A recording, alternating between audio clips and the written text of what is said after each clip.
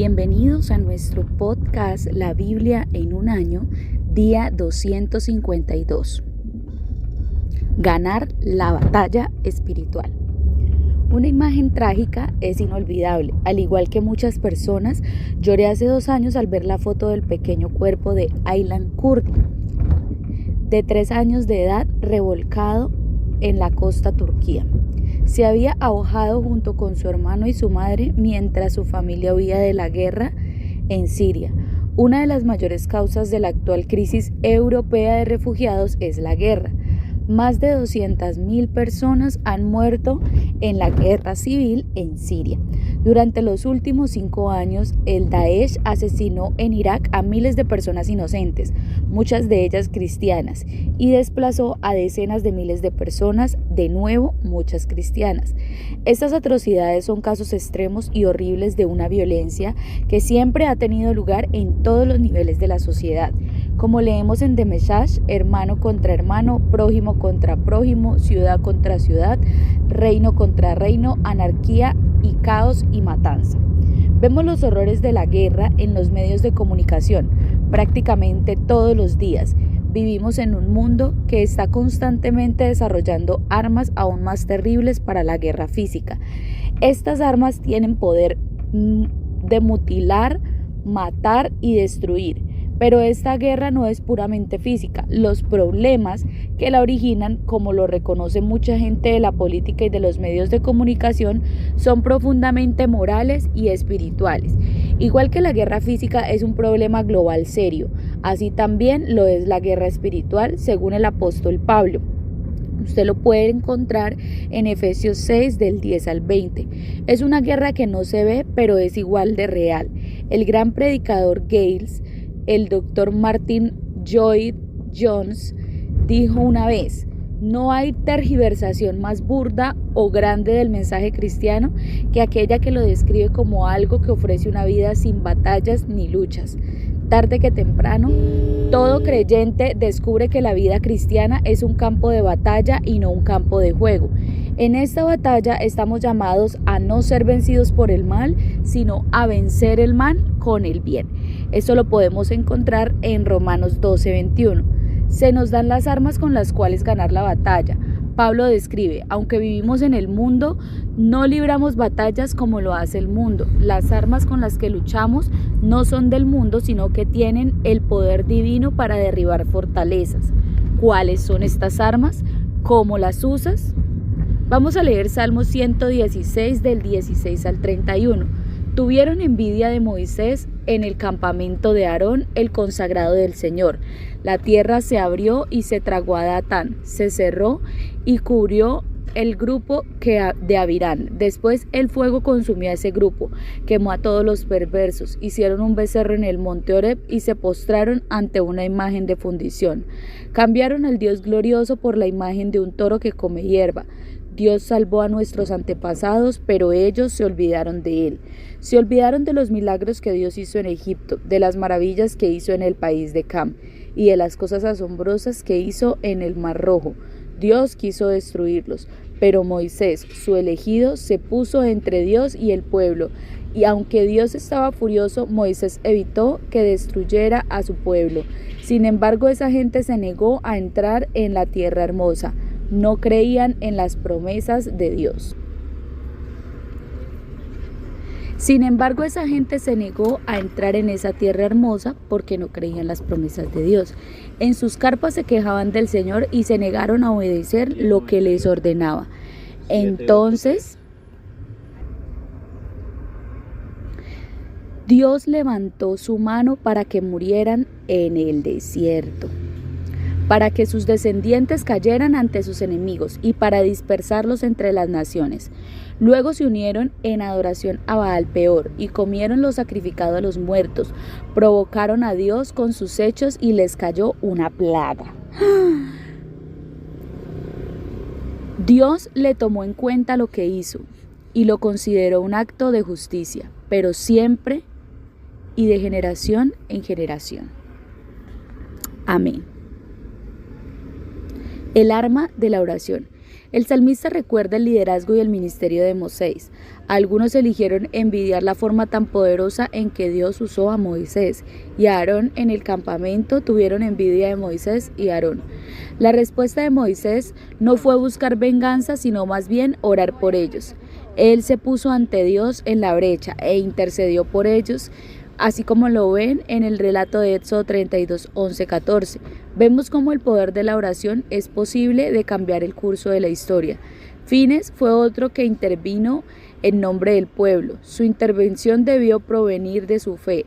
Aquí se nos dice que al igual que ocurrió con Abraham, se le acreditó como un acto de justicia. Eso lo pueden encontrar en el Salmo 106, en el versículo 31. El arma poderosa de la oración está a tu disposición.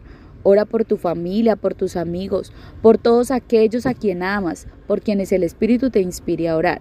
Ponte en la brecha e intercede en nombre de otros.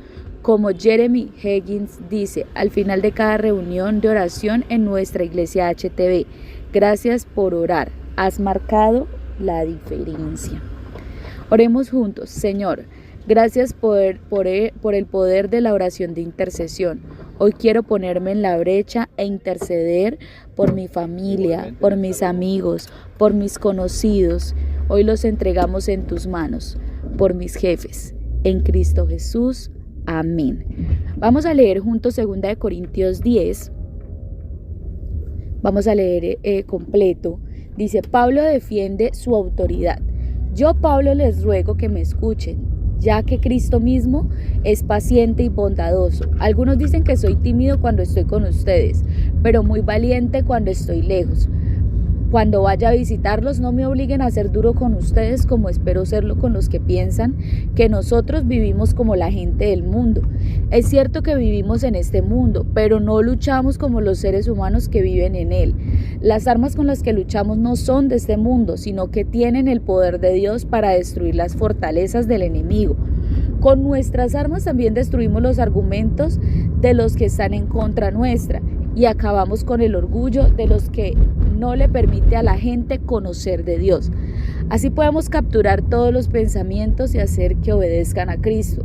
Una vez que estamos seguros de la completa obediencia de ustedes, estaremos listos para castigar cualquier desobediencia. Fíjense en los hechos que tienen frente a ustedes. Si alguien está convencido de que pertenece a Cristo, entonces debe entender, al igual que Él, nosotros también pertenecemos a Cristo. Tal vez insisto un poco más de lo debido en la autoridad que nos dio el Señor, pero no me avergüenzo porque Él nos dio esta autoridad para ayudarlos a ustedes, no para causarles daños. No quiero que piensen que los trato de asustar con mis cartas. Algunos dicen, las cartas de Pablo son duras y causan una fuerte impresión, pero en persona se ve débil y su manera de hablar no infunde respeto a nadie. Los que dicen eso deben entender que no hay diferencia entre lo que escribimos cuando estamos lejos y lo que hacemos cuando estamos con ustedes. No nos atrevemos a ponernos al mismo nivel de los que se alaban a sí mismos, al medirse con medidas que ellos mismos han creado. Demuestran que en realidad no entienden nada. Nosotros no nos vamos a alabar más de la cuenta ni vamos a sobrepasar los límites del trabajo que nos asignaron. Dentro de esos límites está el trabajo con ustedes. Estaríamos saliéndonos de nuestros límites si no hubiéramos venido antes a ustedes. Pero nosotros fuimos los primeros en llevarles las buenas noticias acerca de Cristo. No tenemos ninguna intención de alabarnos indebidamente, pero el trabajo que otros han hecho. Al contrario, esperamos que a medida que su fe vaya creciendo, también crezca inmensamente nuestro trabajo entre ustedes. Así podremos comunicar la buena noticia de salvación en otros lugares más allá de su ciudad. Eso sí, sin presumir el trabajo que ya han hecho otros en otros lugares que Dios les ha asignado. Las Escrituras dicen, el que alabe algo, alabe lo que el Señor ha hecho, pues no es aprobado el que se alaba a sí mismo, sino aquel quien alaba a nuestro Señor. Amén. El arma del Evangelio. Tu mente es un campo de batalla, tus pensamientos están en la raíz de tus palabras y acciones. El diablo busca establecer caballos de Troya en tu mente. Pablo sabía que el centro de la batalla espiritual está la batalla por la mente. Es un sentido cada uno de nosotros se encuentra librando una batalla espiritual individual que se da dentro de nuestra propia mente. Esta es una batalla diaria para resistir la tentación de los pensamientos equivocados y apresar cada pensamiento para obedecer a Cristo. En las palabras de Meshash, Pablo nos dice: el mundo no tiene principios, allí fuera todos están contra todos, el mundo no lucha justamente, pero no vivimos ni luchamos nuestras batallas de esa manera, lo que hemos hecho y nunca lo haremos. La herramienta de nuestro oficio no son para el comerciar con ellas o la manipulación, sino para demoler toda esa cultura masivamente corrupta. Utilizamos nuestras herramientas poderosas de Dios para aplastar filosofías deformadas, derribar barreras erigidas contra la verdad de Dios, ajustando cada pensamiento, emoción e impulso a la estructura de vida modelada por Cristo. Nuestras herramientas están listas para limpiar el terreno de cada obstrucción y construir vidas de obediencia en la madurez. Las armas de Pablo tienen un poder divino para derribar fortalezas. Su poder proviene de permanecer en Cristo. El Señor mismo le ha dado autoridad. Me parece alentador que algunas personas dijeran de Pablo: en persona no impresiona a nadie y como orador es un fracaso. Sin embargo, Pablo señala: al estar todo esto comparado y calificado y compitiendo, no se enterarán de nada. Las comparaciones son corrosivas. Una de dos: o te fastidian llevándote al orgullo o te llevan a la desesperación. No te compares con otros cristianos, no te compares tus dones con sus dones, tu éxito con su éxito. Todos estamos en el mismo bando. Debemos tratar de ayudarnos, armarnos y animarnos unos a otros mientras luchamos esta batalla espiritual juntos. Gracias a Dios no tienes que mostrarte como alguien espectacular, ni tienes que ser un comunicador excepcional para predicar el Evangelio. El poder de Pablo proviene del Evangelio de Cristo. Su deseo era predicar el Evangelio a personas que nunca antes lo habían oído. En última instancia, en el mensaje de Cristo, el que cambiará tu cultura es el mensaje más poderoso del mundo, que cambia vidas, culturas y cambia el mundo. Por ejemplo, cada vez que hables a un amigo acerca de Jesús, lo invitas a la iglesia, lo llevarás a Alfa, estás tomando parte en la batalla espiritual con la poderosa arma del Evangelio. Oremos juntos. Señor, ayúdame a tomar el control de todo pensamiento para que te obedezca y dame el coraje para usar la poderosa arma del Evangelio para destruir todo caballo de Troya. Amén. El arma de la unidad. El próximo año en la Conferencia de Liderazgo 2018 tendremos el privilegio de acoger a miles de líderes cristianos de todo el mundo. Hay algo poderoso en reunir en adoración y unidad de propósito a líderes de más de 100 países. El profeta Isaías prevé este tipo de unidad. Continúa profetizando contra aquellos que se les olvida el don de Dios de tu salvación. Declara el juicio de Dios contra Damasco, Cus y Egipto. Sin embargo, nuestro pasaje termina hoy con una nota de esperanza. En aquel día habrá un altar para el Señor en el corazón mismo de Egipto. Esto servirá en Egipto de señal y testimonio del Señor Todopoderoso. Cuando ellos clamen al Señor por causa de sus opresores, Él les enviará un Salvador y Defensor que los librará. De modo de que el Señor se dará a conocer a los egipcios, y en aquel día ellos reconocerán al Señor. Ellos volverán al Señor y Él responderá a sus ruegos y los sanará. Continúa diciendo que los egipcios, los asirios, los iraquíes de hoy en día adoran juntos. Ya no serán rivales, egipcios y asirios adorarán juntos. La conversión de los gentiles parece haber sido profetizada por Isaías. Él ve un tiempo en que otros, además del pueblo de Israel, se volverán al Señor. Dios oirá sus oraciones y los sanará. Las personas de diversas naciones adorarán al Señor juntos. Esta es la unidad que traerá la bendición. Prevé un tiempo en el que el pueblo del Señor de Egipto, Irak e Israel se unirán en adoración. Vemos una manera en la que esta profecía se cumple cuando los cristianos de aquellas naciones y otras se reúnen en adoración. Sin embargo, también podemos orar y aguardar el día en que aquella profecía se cumpla plenamente, cuando una multitud tomada de todas las naciones, tribus, pueblos y lenguas adorarán juntos ante el trono de Dios. Oremos juntos. Señor, gracias por el poder de las armas que nos has dado para la batalla espiritual. Al unirnos para orar y proclamar tu evangelio, que podamos ver tu victoria en nuestras vidas y en nuestra sociedad, en el nombre de Jesús. Acompáñenme y juntos leemos todo Isaías 17. 18 y 19. Castigo para Efraín y Harán. Profecía de Damasco. Fíjense, Damasco pronto dejará de ser una ciudad y se convertirá en un montón de escombros. Las ciudades de alrededor serán abandonadas para siempre, convertidas en potreros para el rebaño, que se echará allí sin que nadie lo moleste. Ya no habrá más la ciudad fortificada de Efraín ni la realeza de Damasco. La misma triste suerte de Israel la correrán los que queden en Aram. Lo dice el Señor Todopoderoso. Ese día la grandeza de Israel caerá. Ya no serán tan prósperos ni gordos como antes. Sucederá como pasó con un campo de grano que el segador cosecha a manojos. Jacob desaparecerá como el grano durante la cosecha en el valle de Refayim. Solo quedarán unos cuantos rastrojos. Será como cuando sacuden un olivo y solo quedan unas cuantas aceitunas en el árbol, 2 o 3 ramas más altas, 4 o 5 en las que están más cargadas. Lo dice el Señor, Dios de Israel. Ese día la gente mirará a su Creador, verán el Santo de Israel. Ellos no mirarán los altares que han hecho con sus manos, ni las imágenes de acera, ni los altares de incienso que han hecho con sus dedos.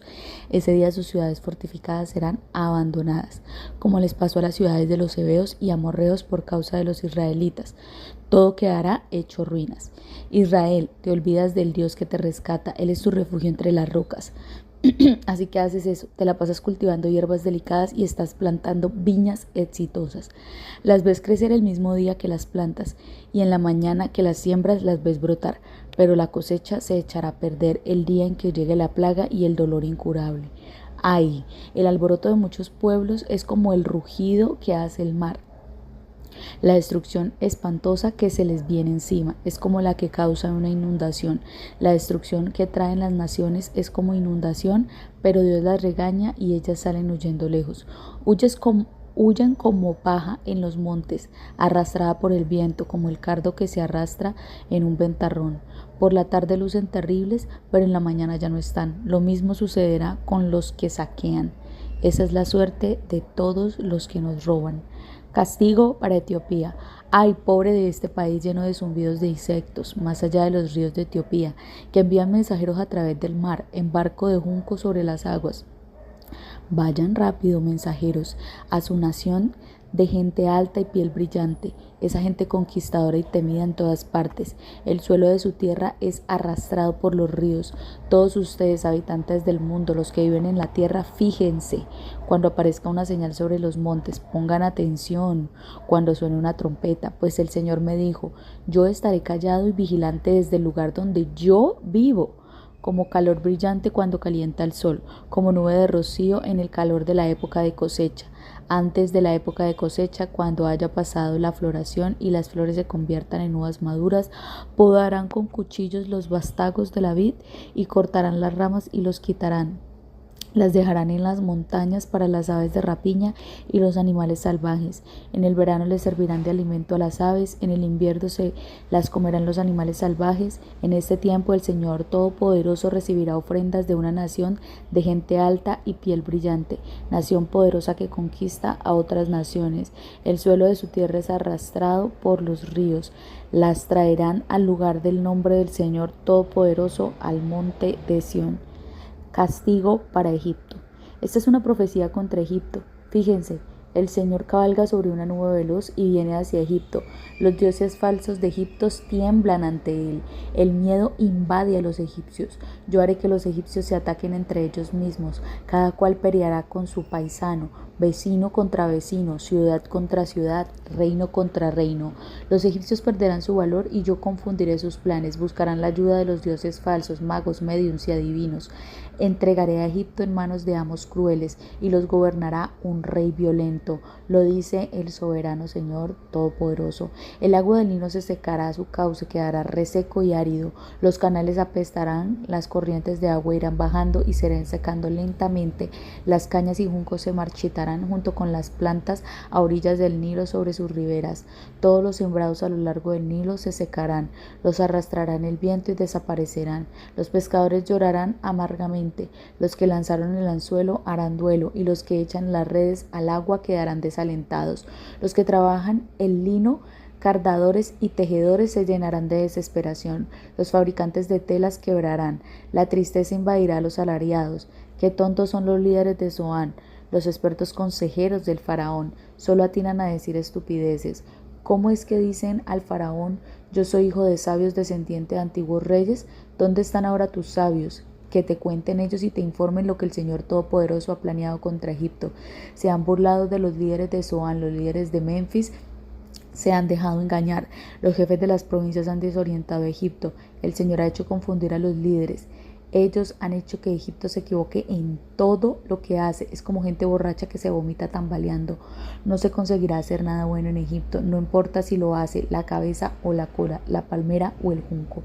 Ese día los egipcios parecerán mujeres. Egipto temblará y tendrá miedo porque el Señor Todopoderoso levantará la mano para castigarlos. Judá será el error de Egipto. Todo lo que él oiga su nombre se llenará de miedo porque el Señor Todopoderoso tendrá planes contra Egipto. Ese día 5 ciudades de Egipto hablarán el idioma de Canaán y se comprometerán a seguir al Señor Todopoderoso. Una de esas ciudades se llamará Ciudad del Sol. Habrá un altar para el Señor en medio de Egipto y un monumento en honor a su frontera, como señal de testimonio del Señor Todopoderoso en Egipto. Cuando el pueblo se queje de los opresores ante el Señor, Él les enviará un príncipe libertador que los defenderá y rescatará. Ese día el Señor le dará a conocer a Egipto y Egipto conocerá al Señor. Le adorarán como sacrificios y ofrendas, harán promesas al Señor y las cumplirán. El Señor castigará a Egipto hiriendo, pero también lo sanará. Ellos se volverán al Señor, quien contestará sus oraciones y los sanará. Ese día habrá una avenida desde Egipto hasta Siria. Los asirios irán a Egipto y los egipcios irán a Siria. Los egipcios adorarán al Señor junto con los asirios. Ese día Israel se unirá con Egipto y Asiria y los tres serán una bendición para el mundo. El Señor Todopoderoso les dará esta bendición. Bendito seas Egipto, pueblo mío. Bendita seas Asiria, obra de mis manos. Y bendito seas Israel, mi posesión. Gloria al Señor. Qué poderosa palabra. Pipa añade: yo, Pablo, en 2 Corintios 10:1, apelo a ustedes personalmente, yo mismo que según dicen soy tímido cuando me encuentro cara a cara con ustedes, pero atrevido cuando estoy lejos. Ciertamente puedo identificarme con esto. Es muy alentador que Pablo se sintiera intimidado al tener que confrontarse a la iglesia de Corinto. Una carta constructiva puede ser muy útil, pero disparar mensajes de correo electrónico puede ser peligroso. Gloria al Señor. Recuerden que este devocional fue escrito por el pastor Nicky Gumbel de la iglesia HTV en Londres y que la voz que le dio vida a este podcast es la de Surisaday González. Que Dios les bendiga.